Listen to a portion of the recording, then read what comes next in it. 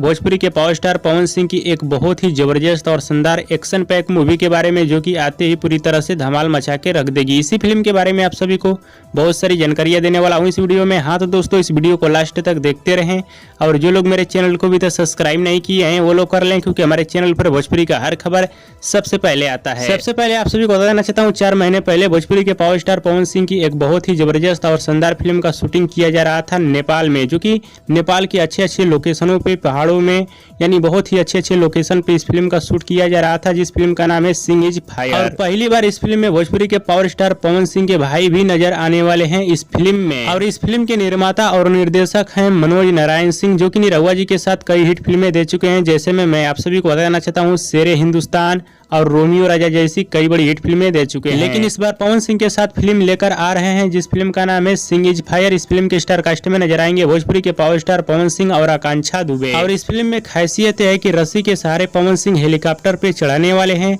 और चढ़ के गुंडों को मारने वाले हैं हेलीकॉप्टर में, जो कि इस फिल्म में आप सभी को देखने को मिलने वाला है। हाँ तो दोस्तों, आप सभी को बताना चाहता हूँ, ये फिल्म आप सभी को 2023 में देखने को मिल जाएगी और ट्रेलर भी आप सभी को 2023 में ही देखने को मिलने वाला है। और बाकी जैसे ही इस फिल्म के बारे में कोई भी अपडेट आएगा तो नेक्स्ट वीडियो में आप सभी को बता दूंगा। हाँ तो दोस्तों, हमारे इस वीडियो को आप लोग पूरा जरूर देखिएगा, तभी आप लोगों को पूरी बात समझ में आएगी।